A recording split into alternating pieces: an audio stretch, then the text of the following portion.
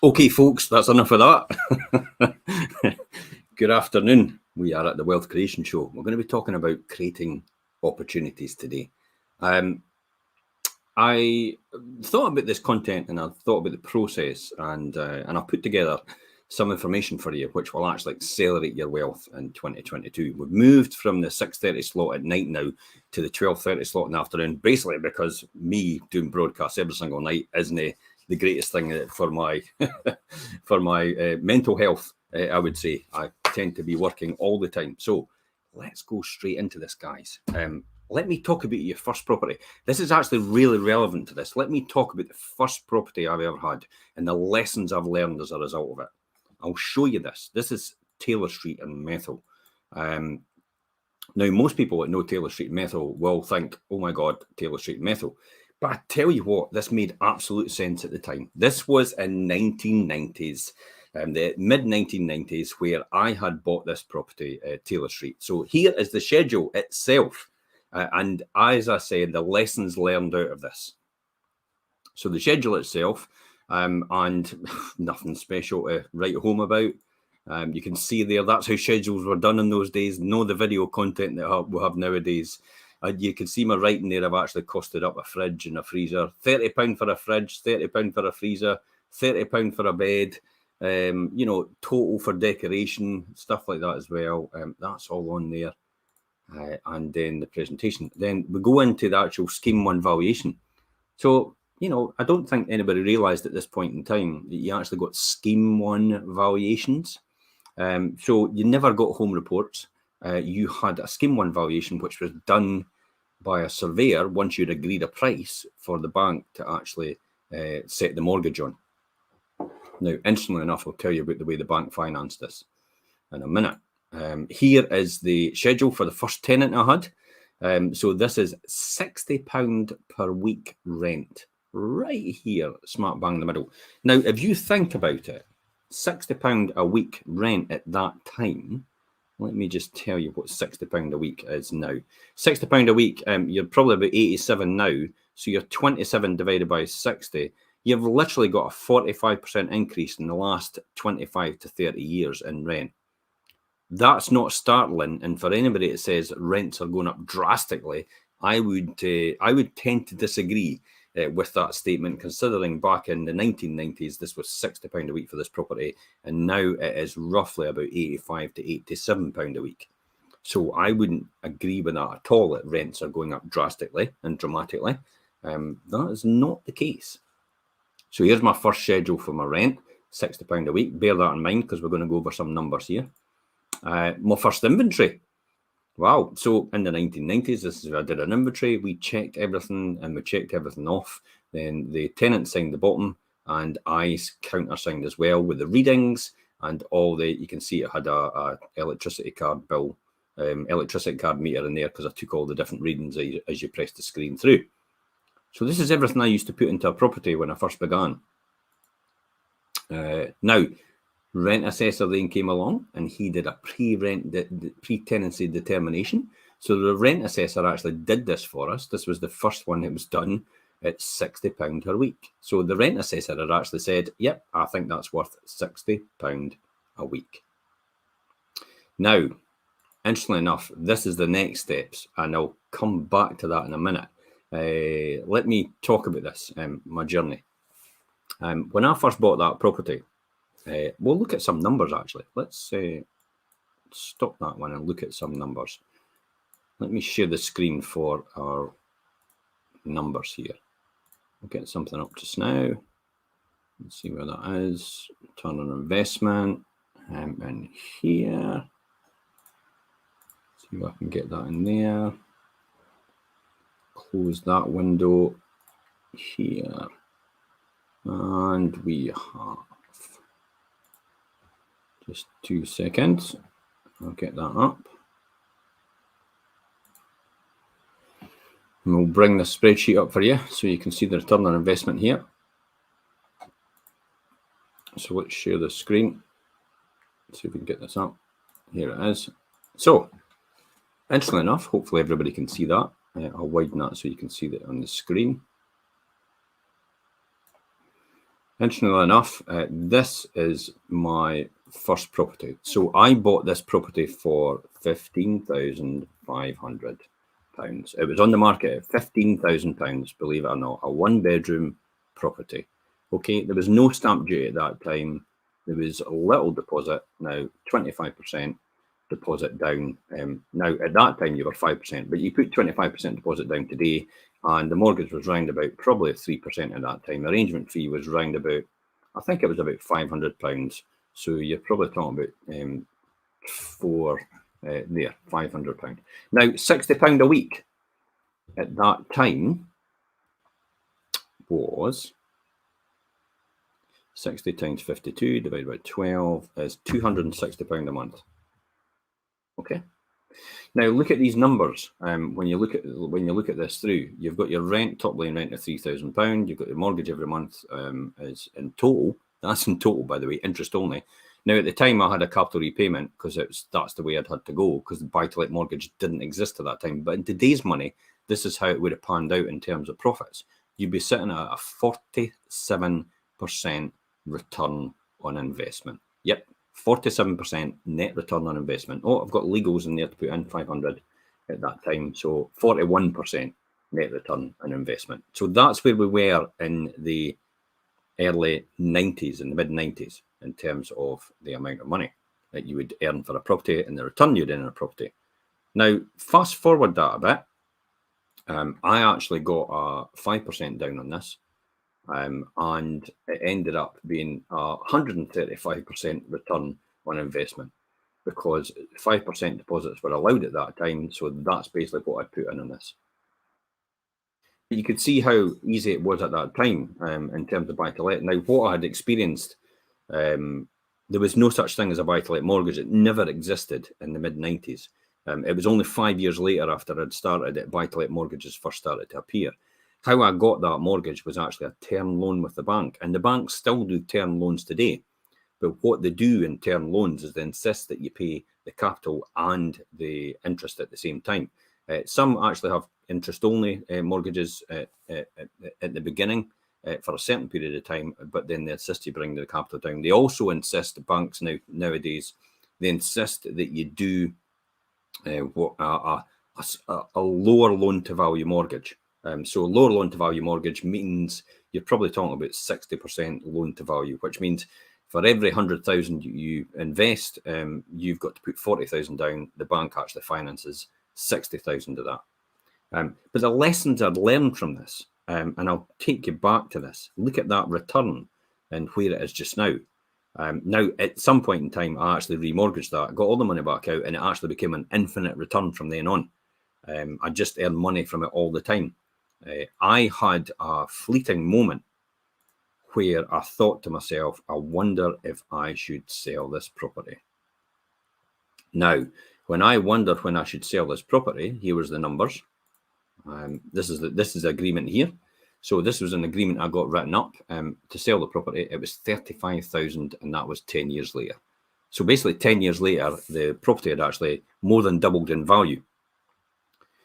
So at that point, you would think to yourself, maybe it's time to sell. Maybe it's actually time to do that. I'm glad. The most valuable lesson I've ever learned from this is, for God's sake, do not sell the property. You're cutting down the tree and chopping down the tree that bears the fruit.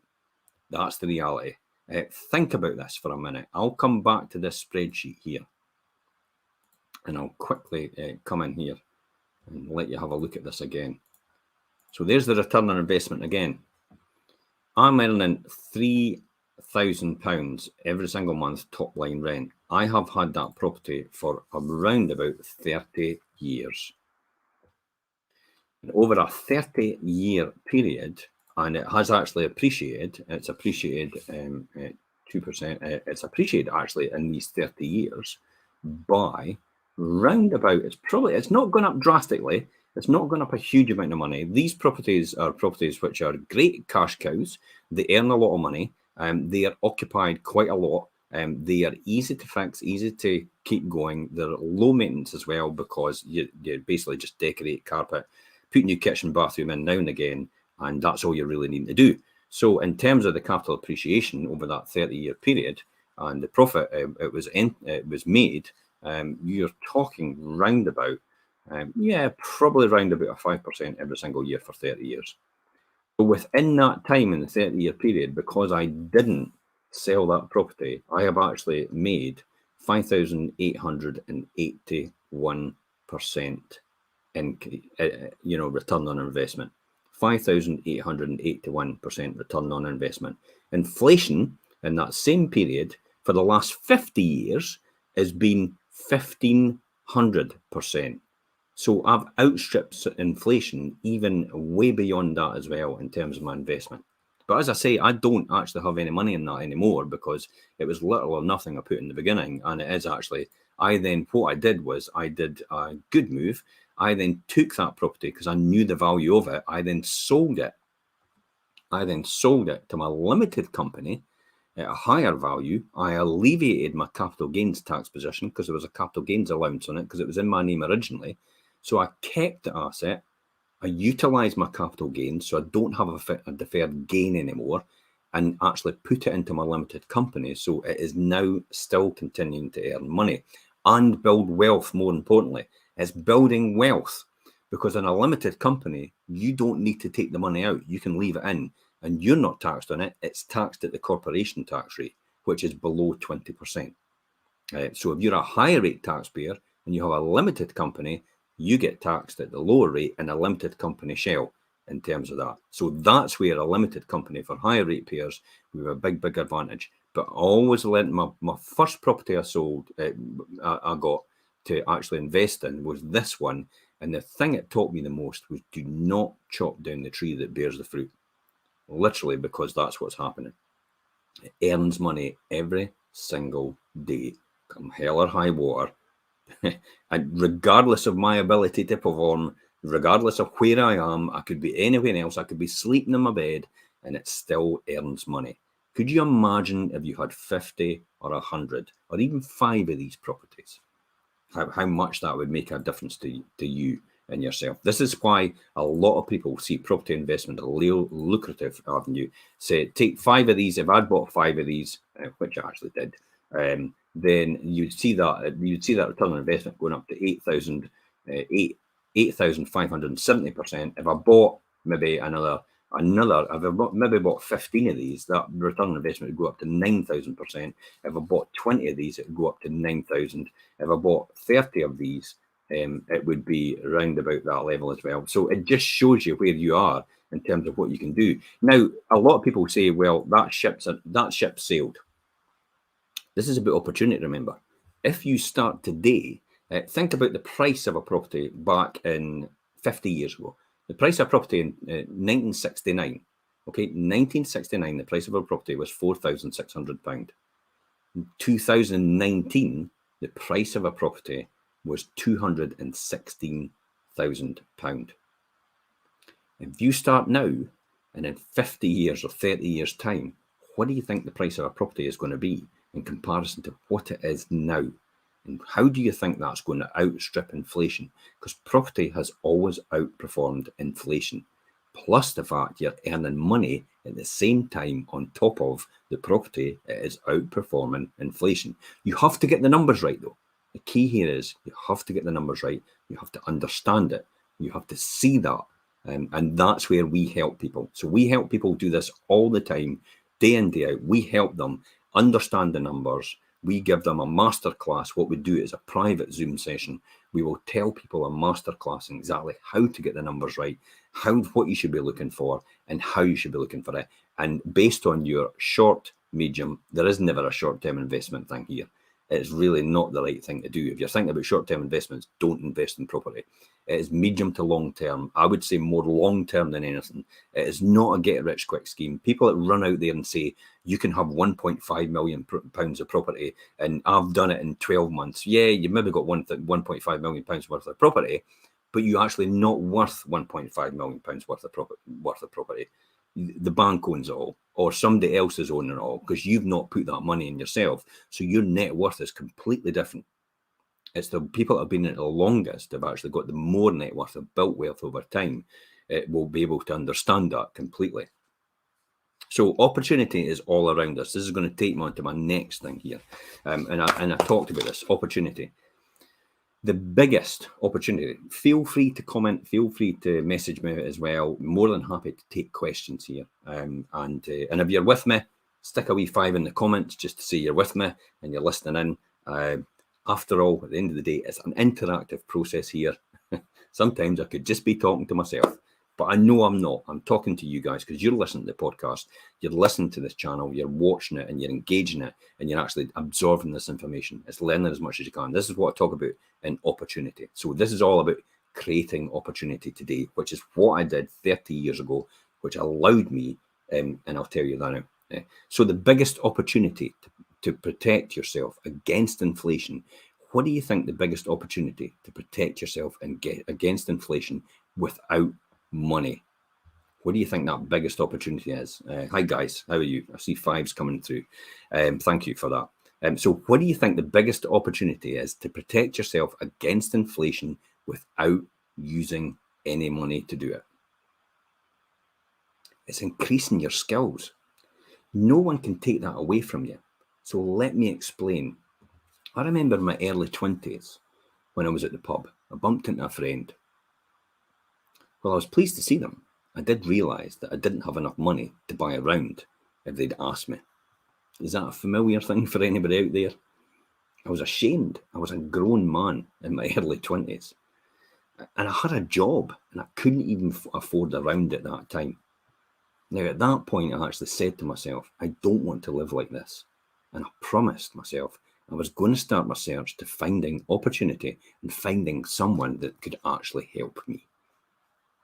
So where did that lead me? Well, someone that can teach me and coach me to do much better than myself for my family and my future. That's the reason. So shortly after that, I actually met someone through a friend who was extremely successful. I mean, he was rich. He was easy to talk to. He had a unique philosophy to business and to life itself. I actually remember myself saying, if I could just be around that person and others like him and get him to coach me, I'd be willing to learn anything. I'd love to be like him. Well, it was my good fortune because I was able to get around him. And over the next 5 years at that time, he coached and developed me into my thinking and set me on the path to massive success. My whole life turned around and I went from homeless, unemployed, no real education, to speak about, to becoming a financial director before I was 30 and retiring financially free at 38-year-old. So some of the ideas I want to share with you today is what I learned in these first five years of experience.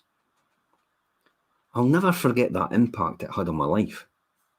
Just these few simple concepts actually changed my life forever. So let me share these concepts with you. We live in a world of unprecedented opportunity. This is the first one. We've entered a new digital age where you can communicate with everyone around the world and do business while you effectively sleep. We no longer play the local game. We play the world game. There's worldwide competition. I mean, think about when a job becomes available. Does it go to someone local or does it go to someone else in the world? Maybe the Far East, maybe India, or any country like that, or China. No, that's where we are right now. So here's a few things you can focus on to increase it. Increase your net worth, increase your value. You've got to have more than one skill. We get paid for bringing value to the marketplace. A product or service, we can bring to the marketplace. The value you become pays more than what you actually bring as a result. So you get paid for bringing value to the marketplace and the product or service you provide, and also in the skills that you learn as a result of what you do. One of the first books I learned from, and this is the first book I ever bought, The Magic of Thinking Big. It is a classic. And I just thought somebody was an idiot when they gave me this book. I went, I have left school years ago. The last thing I want to do is read another book. But I tell you what, that book 30 years ago blew my mind. It opened my mind. It let me see and understand where I was and where I wanted to be and what I needed to do to get there. That was literally it. That was the first book I ever had. And you can see how long ago that was because it has my old address on it. And plus the fact it has the telephone number and it's got 0333. There is no 1 in the telephone number. And the numbers themselves is actually 5 digits rather than the 6 digits in the telephone number, which we don't have. We've got 6 digits now. But that's how long ago that was. That was a long, long time ago. But I still have that book today, and I still have bits in that book actually still, highlighted, underlined. The book has actually got sold. The paper has actually turned to a different colour as a result of what I've done. But I've read that book loads and loads of times. And the magic of thinking big. So it did open my mind to the possibilities. I was completely closed at that time. I had no idea what I was doing, where I was going. I had no direction. And this person taught me and showed me the way as a result. So this is what I'm passing on to you right now. And I thought this would be a great thing to actually talk about opportunity. Right, the next thing, we've talked about the first one. You've got to have more than one skill. So the next one here is, next is finding good people. A team of people that can really help you achieve what you want to do. Now, for me in the early days, it was finding a really great contractor I could work with all the time.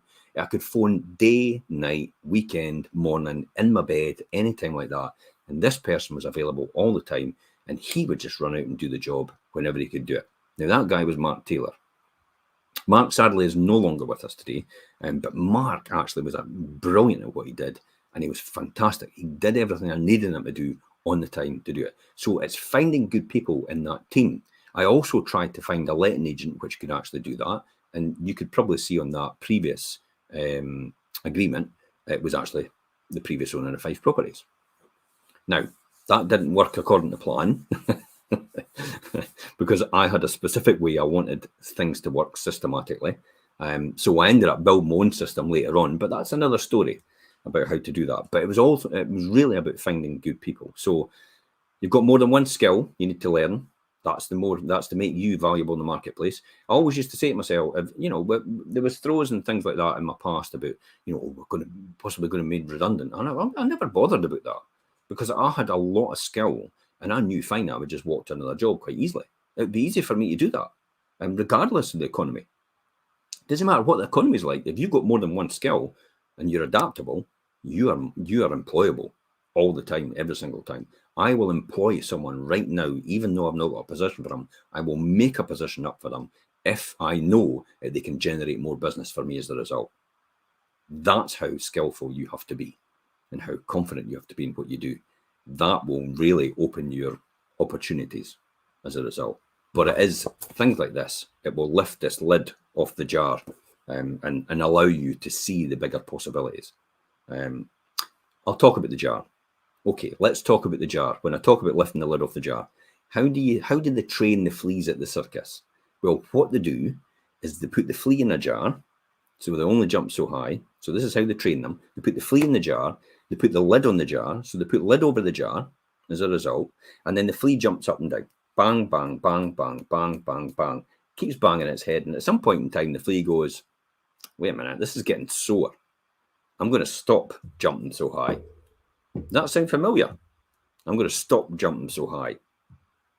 So the flea jumps and jumps, but learns to just jump so high just to miss the top of the lid as a result, because it keeps hitting its head. So it misses it just by a fraction and then jumps back down.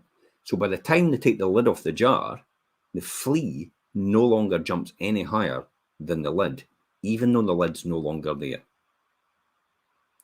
And I think, personally, that's what had happened to me. What had happened to me, that lid had been put on me from everybody around about me and the social environment I was in, and I had only thought I could only jump so high. Classic example, when you look at a job, do you straight look for the salary and think, I'm not worth that much? Because I used to do that years ago. I used to think that's too much. They must be looking for somebody that's a bit more skillful. Take a punt. You'd be surprised. It's no anything to do with that. It's your attitude. It will determine your altitude. We'll talk about that later on. So next, finding good people. I would recommend as well, notepad pen. This is brilliant. Always take loads and loads of notes. I'd sit and take loads and loads of notes with mentors all the time and people that are doing things that are relevant for me, because it is brilliant. So loads and loads. So you've got more than one skill. You've found good people. The next one is organizing. So getting people to work together. If you learn this, how to get people to organize and work together, this will pay you extraordinary amount of money. It is an amazing thing to do, getting people work together. So that's probably my next one I'd recommend that you work on. So it's about organizing your skills. Again, there's loads and loads of books of people out there are really good at that. Peter Drucker is really good at that. John C. Maxwell as well is a good author, and he does a lot of books on leadership. He's good at that as well. The next one out of that, organising, is promotion and recognition. Reward people for their efforts. Remember this phrase. Be so busy praising others that you really don't need to praise yourself. I'll say that again. Be so busy praising others that you really don't need it for yourself. It's not all about you. You've got to take that focus off of you. You've got to take the focus and put it on other people, because these people will help you set yourself free. So that's the next thing I've learned in property investing out the journey. The next one for me is communication. Learning to affect other people with your language by training them and teaching them and inspiring them. So first of all, training them, teaching them, inspiring them. That's all you need to do. If you get really good at that, you'll win every single time. I mean, once I understood this, I started to learn new skills and add value to what I did. So go to work on yourself. And go to work on yourself more than you'd work in your job. Okay? Go to work on yourself more than you'd work in your job. More people spend more time working in their job than they do actually on themselves. If you work on yourself a lot more than you do your job, you will accelerate as a result, and you'll even find you'll accelerate in your job as well as a result. That's no surprise. I went from a trainee accountant in my early 20s when I started to train. I think it was my mid-20s actually. I started to be a trainee accountant. And by the time I got to 30, which was about 5 or 6 years later, I was a financial director. It's like, whoa, wait a minute, how does that happen? And it's purely for the fact that I went to work on myself more than I actually did for my job as well. I still gave my job 110%. I gave my job 200%. Exactly what I do right now, all the time, every time. I took my job when I first came in, and I actually took the 5 days that I worked in that job. Balfour's was my first job as a trainee accountant, and I brought it down to 2.5 days of work because I computerized and made it more efficient. I was then able to take more work off my immediate superior, Sandy Dowie, who was the financial controller there, and I was able to take a lot of his work and get his experience in what he did because I had more to do and more time to do it. And then I got more over time as well. And then my next job, I did exactly the same thing, made that so efficient, I was able to even take more work from a financial director at that time. And then he gave me more of his work. And yet that wasn't even my position, but I got so much experience doing work for him and directly doing work for my financial director that I accelerated my career as a result, because I was getting the knowledge, I was getting the information I needed to do. I didn't once say to myself, I'm not paid to do this. I just thought to myself, I'm learning so much about what I'm doing that this will accelerate my career as a result. And lo and behold, it did. Financial director before I was 30 years old. So that was about 6 years later. Now, considering I was homeless, unemployed, and no skill or no education in my early 20s, financial director before I was 30, there must have been an accelerated path there. But I do believe it's down to all this and all the things that I'm telling you here. So once I started to learn, as I said, the new skills and add value to what I did, I went to work on myself more. If you work hard in your job, you can earn a living. Remember this. Listen here. Listen right now. This is probably one of the key phrases I always remember, and it sticks with me now. If you work hard in your job, you will earn a fantastic living. If you work hard outside your job, you will make an absolute fortune and create a lifestyle. What you do during your working hours is your living. What you do outside of your working hours creates your lifestyle. And you can determine that. So success is not something you really pursue. It's something you actually attract by becoming attractive as a person yourself. I'll say that again. Success is not something you pursue. It's what you attract by becoming attractive as a natural result. You attract the people that you are like. And successful people gravitate to successful people every single time. Here's 5 fundamentals that we can talk about on how becoming more attractive to others in the marketplace. Okay, personal philosophy. Each person's income is determined by their philosophy, not by the economy. Their thinking. Again, once I understood this, I went to work on myself. Your philosophy, your beliefs are your guidance. That adds and detracts value from you. Change your mindset. The more we learn, the more we know, and this helps us make better decisions for ourselves. It also helps you see danger, how to avoid it, because you're learning more, but it also helps you see opportunity as a result. The game of life is to minimize the dangers, maximize the opportunities. The more we learn from seminars, podcasts, audiobooks, and mentors, it helps us to develop our philosophical guidance system, and it minimizes the dangers and maximizes opportunities. So here's 2 ways to learn this. Personal experience or wisdom. One way to do it right is learn to do it wrong. Could be costly though. I remember the late, great Jim Rohn say, if you've not seen Jim Rohn, look him up because he is absolutely amazing at what he does. He was, Jim Rohn ended up leading about 500 million. Now, I'm not saying that's the right thing to do, to be honest. And we'll talk about Andrew Carnegie in a minute and what he did. They say if you survive your first heart attack, this is what Jim Rohn used to say. If you survive your first heart attack, you'll probably live a lot longer. Wait a minute. Why would that be? Well, the doctor tells you 1 more and you won't be here. There's the wake-up call. Wait a minute. You get down the gym. You start to exercise. You're away down to the shop. Healthy eating plan. You go out for walks. You take it easier a bit more. You spend more time with the family. You relax a bit more. You immediately start eating better, exercising, and generally being better to yourself overall.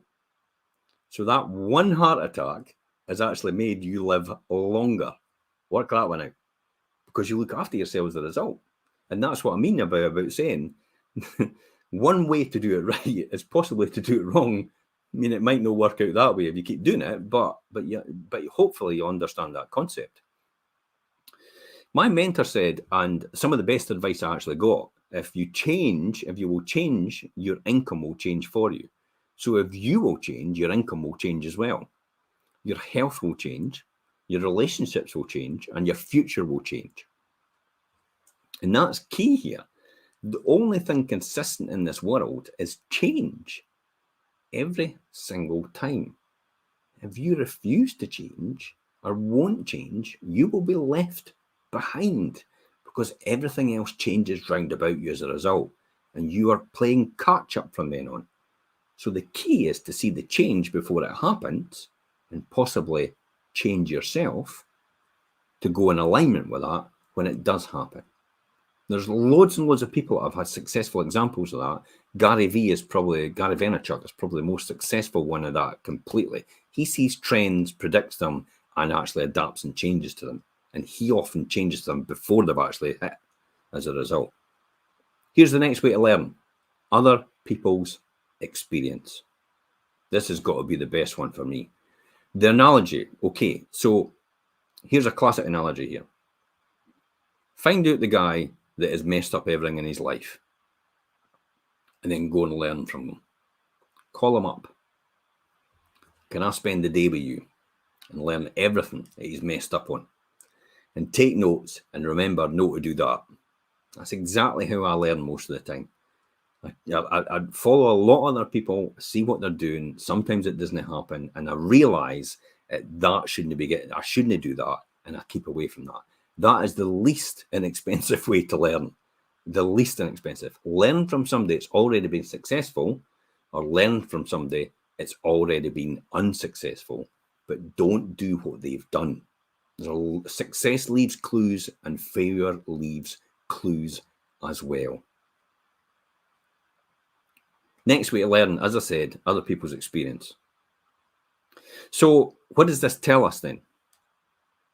Learn from the people that mess up at all their life. You know, that's possibly a nice way to do it. You could learn all the things that go wrong. Here's 3 ways to learn from people. Learn what you see. So that's one of the most important things. Learn what you see from other people, whether it's successful or whether it's not successful. You'll learn, take it in, adapt, and change if you need to, if it's relevant. Remember, if it's relevant. Don't just adapt and change for things if it's not relevant to what you do and what you want to do and what you want to achieve. Listen to the voices of experience. People that are successful, that have something to share, but remember to be a selective listener. Remember to be a selective listener. That is key, because even though somebody is deemed to be successful and they look like they're successful, sometimes it's maybe just a bit of smoke and mirrors. So be selective about who you're learning from, but still begin to learn as a result. Because if you're not changing, you're not learning, you're not improving, nothing's happening, you will be stagnant. You either grow or you contract. There's no in between. You don't stay where you are in life. If you look back to where you were and look where you are now, completely different. You've not stayed where you were. And if you've had any influence in that at all, you'll know. But if you've had no influence in that at all, then someone else has made these decisions for you. Someone else has been in control of your life, been in charge of your decisions. They've made these decisions for you, and you've not known about them. This is what I talk about the economy. Things that you can't change, but you can actually increase your skill level to make you more attractive to people that want to use your services. So, as I said, the first one is learn from what you see. Next one is learn from the voices of experience. And the other one here is read all the books on your subject. If you want to be the best estate agent in town, read all the books from the best estate agents in town. So one of the books I learned was one of the biggest real estate agents in Canada. And it was a fantastic book. And I learned a lot from him. I learned a lot from what to do and what not to do as a result. Other people I learned from is Australian estate agents, some of the most successful in Australia, the most successful in America, the most successful in Britain. So that's where I learned from as a result to do what I do. I still learn from extremely successful property investors and have as mentors as a result. I have not arrived. It's just a journey. And we'll talk about success in a minute. So read all the books on your subject, all the books that you need to read to make you healthy, wealthy, and wise. Now, my library started when I was 23. That's a lot of years ago. That's 32 years ago. And it was the magic of thinking big, as I said, this one here. Now it's a lot bigger as I've studied the masters in their fields and I wanted to know about. So remember though, if you're smart enough to buy it, you must be smart enough to read it, but you must also finally be smart enough to implement it. There's no use having a book sitting on the shelf gathering dust saying, look at all the wonderful books I've got. Look at my fantastic library. And what have you done about it? Have you read any of them? And have you read any of them? Absolutely. I've read all of them. Fantastic. Have you implemented any of the things that are to make you successful as a result of it? That's the next stage. So it's reading, it's doing, it's buying, reading, and implementing. That's the key here. So be smart enough to implement it and implement the right information. Remember, we'll go back to this thing about wisdom and experience. So learning from wisdom and experience. That's the key here. Trial and error is not a thing you should be doing if you can learn from someone else that's done it all before. So we talked about the first one, about the opportunity.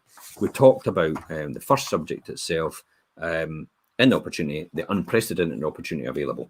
The next one in this one, number 2, is attitude. We're affected by what we know. I mean, look at it this way. When you're at school, make sure you get the information while you're there.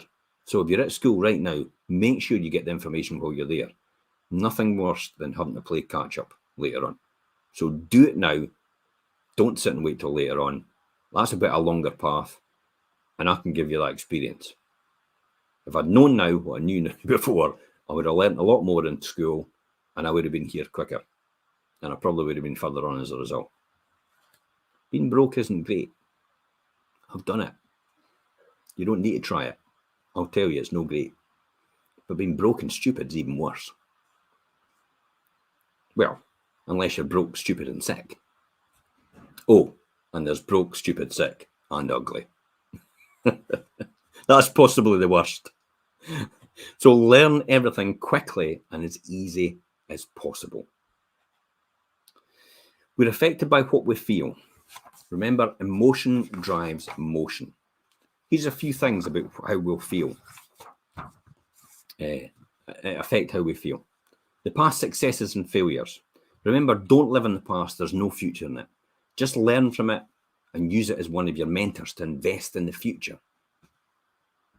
How do you feel about the future? So we've got this, how do you feel about the future? So we've got the past, we've got the future. How do you feel about the future? We look for a bad experience and forward for inspiration. So we always look for a bad experience, but we also look forward for inspiration. So learn to set goals as a result of this. And it takes more than 5 minutes. Write it all down, okay? It takes more than 5 minutes. So really give it some time, really give it some thought. Think about it like this. It's like building a home. You won't really start building a home until you've actually got everything written down and all the plans in place, will you? So make sure you write down your goals. If you didn't do that, you'd look foolish building a home. You just start, I'm not really sure what I'm doing. I'm just going to put a brick there. I'm going to put a brick there. And everybody's going, what are you doing? It's like, so why do we do that? And why do we treat our lives like this as well? So put everything on your list, even the smallest things. It's very important how you feel about everybody. Each of us all need us, and all of us need each of us. Each of us need all of us, and all of us need each of us. Next one, the third one. How do you feel about yourself? How do you feel about yourself becomes your self-esteem. It comes from your self-esteem. Doing the things you know that you should do, that by the end of the day, your self-esteem is so high. So, how do you feel when you've got something done for the rest of the day and you've ticked off all that list? Classic example is put a to-do list and you get to tick off all these things that you've done. So you feel great about it, don't it, at the end of the day? And your self-esteem is so high. And that's one of the things that will affect you about how you feel. So I recommend self-esteem. Make sure you've got a healthy self-esteem as a result. So we've covered unprecedented opportunity. We've covered attitude. We're going to cover activity. We're affected by what we do. The work of labour. What we actually do, work, labour. Think about this. Why would a mother put herself through the labour of birth? Well, it produces new life. So the new kind of life comes from labour, work as well. So new life for you comes from labour and work. So that's the same principle. A new career, new opportunities, new marriage, new anything, new friendships. It all takes some kind of labour and some kind of work to do. Labour is so important, so just let us remind ourselves of this formula. Now, this formula has been around since time began. There was a fantastic book written on this. Whether you believe it or not, there's really good principles in it. 6 days of labour and 1 day of rest. So 6 days of labour, 1 day of rest. That's it. Don't compromise on that. Why is that important? Because if you take too many rest days, you'll no longer be in the zone. And then the weeds begin to grow around about you if you're resting. So the key here is 6 days of labour, 1 day of rest. Don't do the 5 and 2. That's probably made up just to keep people on track. keep you being a good worker ant. So how does anything get started? Well, somebody saw it in their mind, imagination. Somebody thought it was possible. You had the faith to think that this could be done. And then someone else actually went out and built it as a result, and that's the activity. So things always get started through imagination, faith, and activity. Doing, getting out there and doing it. The fourth one after activity is measure progress. Remember to measure progress when you're looking for opportunity. You need to know where you are. Imagine leaving the port in a boat, but actually not realizing what destination you're going to. How are you going to get there?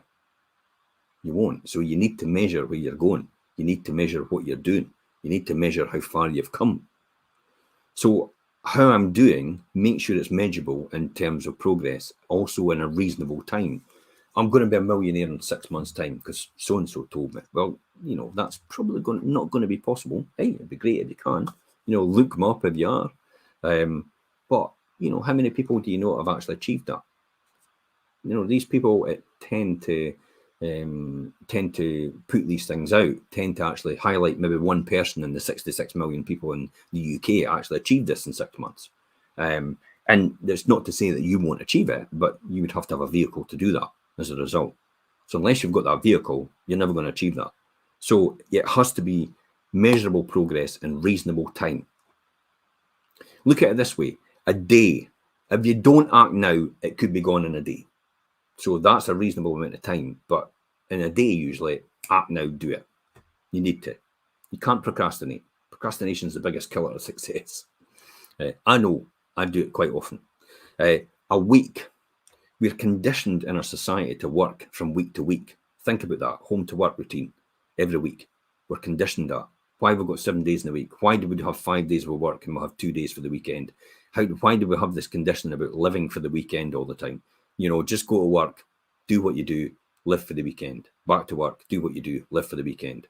Is that really what everybody wants to do? I don't want to take part in that. A month, we get paid monthly. So there's all the patterns of behaviour that are entrenched in our system, entrenched in our culture. We've got days, we've got weeks, we've got months. So measure on these timelines then, because they're there anyway. So probably that's what I would say is key in doing that. You must measure progress though. Look at your kids. So let's look at it this way. The first 4 years before school are challenging. We do it though because we see a future for our children. Think about that. The first 4 years, we do it though with our children because we see a future for them. If you didn't see that future and you didn't have that planned in your mind, you would probably say, what was the point? The first 4 years. But we're conditioned like that to think of the future and how that will affect. Somehow, for some reason, later on in life, we begin to lose that. That gets knocked out of us as we grow older, often by other people around about us. But I will talk about that. That comes back to lifestyle. So if you're hitting your targets, or if you're not hitting your targets, it's okay to step back, refocus, and go again. The key is to not give up. Look at the baby for the first time. If anybody's got any kids or anybody's had any kids, look at when they first started to walk. The first time they fell down, did you say, just stay down there? It doesn't matter. Didn't get up, didn't start trying anymore because it's no possible. Forget it, you're rubbish at it.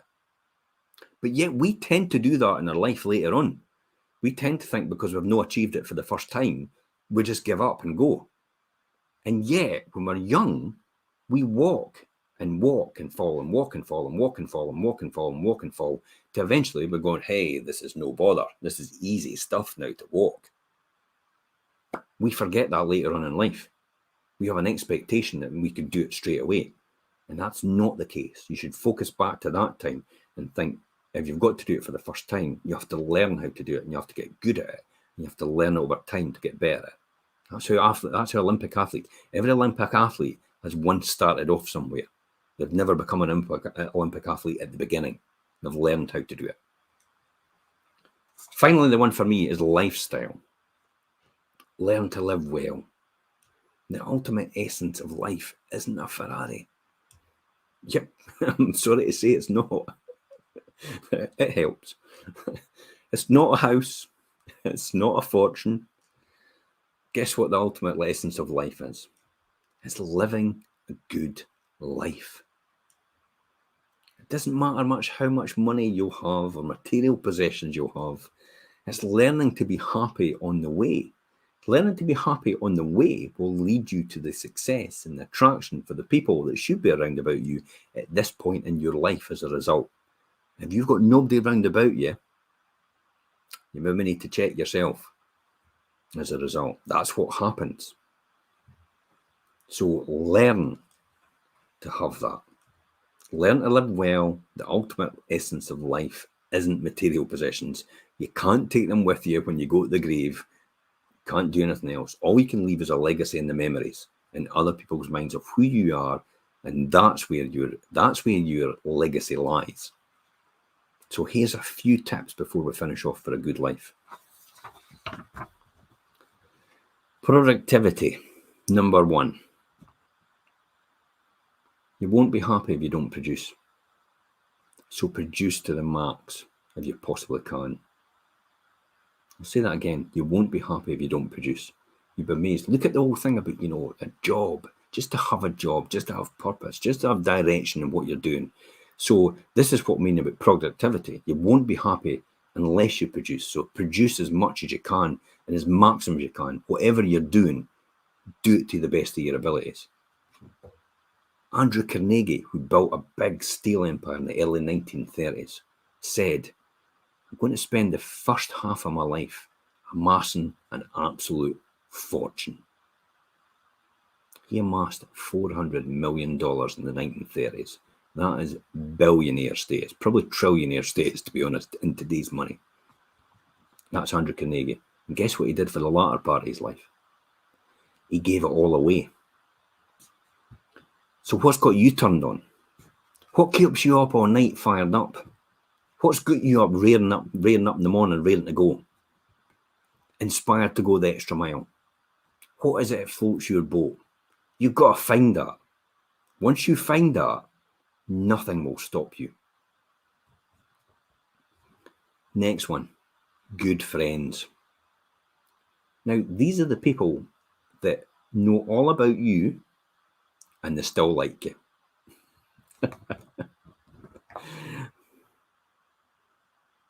They lift you up. They don't tear you down. They're priceless. Hold on to these people and cherish them forever, because these people will help you have a great life and a great lifestyle and be happy. And you're probably like that to someone else as well. Heritage. Embrace your past. It's made you who you are. No matter what the things that have happened to you, you are where you are today as a result of the things that have happened to you and molded and shaped you. You can change that, but only you can change that as a result of what you are, of who you are, and what you do next. That's entirely up to you. What you do next will determine your future. Penultimate. Spirituality. Whether you believe or study or practice and teach, it's one of the major parts of a good life. So whatever you believe and study and practice, teach it. It's what you love the most. That's why people now and again go, they work during the day, a really intensive job, and then they go out at night and they're running a Sunday school class. They're teaching a youth program. They're teaching guitar to kids. Things like that, They've got something that they do. Their spirituality leads them to that. Their belief system. You follow your beliefs and your patterns of behavior, and you will always be right in what you're doing. You will always win. You will always be happy as a result. Final one for me is take special care of your inner circle and nourish them, and they will nourish you as in the process. Tell them good stories that can take with them. Now, what do I mean by that? I remember a friend talking about the average lifespan of a person after retirement. He said it was 18 months. This is Dave McEwen. I remember him saying that. It's 18 months. My dad retired. Average lifespan, I was told, was 18 months. And it got him into thinking and looking into why that was the case. And it got me into thinking and looking why that was the case. It transpires that often when people retire, they have actually no real thoughts of what to do next. So their mailbox, their mind, so to speak, is effectively empty every single day with nothing to look forward to. So how do you think that'll play on them for the future? And that's what it is. So make sure you take care of your special inner circle, the people that lift you up as in what you're doing every day to day. It's effectively make sure you keep them topped up. I also know a friend that actually his dad retired and he phones them every single day from all around the world. And his dad has nothing to do really, but his dad sits on the phone with all his friends round about him. And when he's saying he's in Australia, he's going, "Oh, so you're in Australia, John?" and shouting it out to you so his friends can hear. But it keeps him rejuvenated because he feels a worth and he feels a sense of purpose because of what he's done and the legacy he's left. That's why you make sure you take care of your special inner circle. So always make sure their mailbox is full and keep them inspired every single day. And that's it, guys. Hopefully you've enjoyed this session, but these are the key elements, I would say, in making sure that you actually create opportunity for yourself. It is unprecedented opportunity. It is attitude. It is activity. It is measure your progress. And then finally, your lifestyle. And until next week's Wealth Creation Show, I'm going to see you. Bye-bye for now. I'll see you next week at 12:30.